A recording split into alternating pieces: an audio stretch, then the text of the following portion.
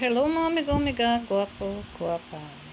Salamat Panginoon sa mensaheng ito at syempre sa aking Holy Spirit. Sana makinig kayo mga gwapo, gwapa dyan. Nandito ako sa Pahayag 7. Pahayag 7. Babasahin ko lamang po to para sa ating lahat. Pakinggan ninyo. Pagkatapos dito ay may nakita akong 4 na anghel na nakatayo sa 4 na sulok ng daigdig.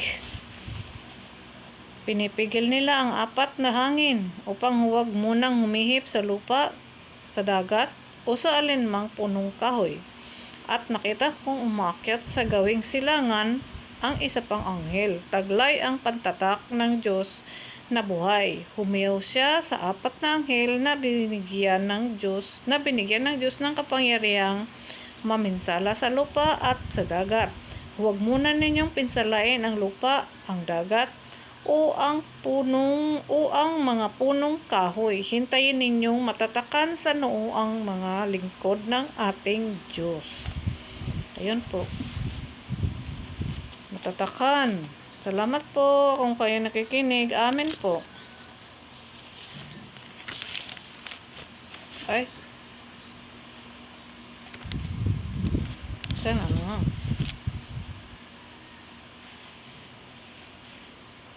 Alam nyo yung Holy Spirit ko, saan tumuntong doon sana. Ayun o, nasa na. Pinipigil nila ang 4 na hangin upang huwag munang umihip sa lupa. Sana huwag itong mangyari, no? Manalangin tayo para hindi ito mangyari dahil, no? Hindi pa pinapapahintulutan ng Panginoon habang hindi pa natatakan ang mga hintayong matatakan sa noo ang mga lingkod ng ating Diyos. So, kailangan tatakan pa ng Panginoon ang mga lingkod ng Diyos. Yung mga 144,000 nakasulat dito. Dito lang ako minto sa dahil nabasa ko na to dati. Kailangan matatakan muna ng Panginoong Diyos ang lahat ng kanyang lingkod. Diba? Naunawaan ba natin to? Pinipigilan pa dahil hindi pa tapos ang pagtatak.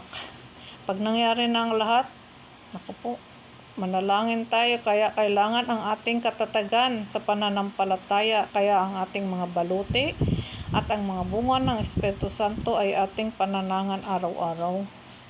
Para hindi tayo basta-basta matinag, maging matatag tayo sa araw-araw.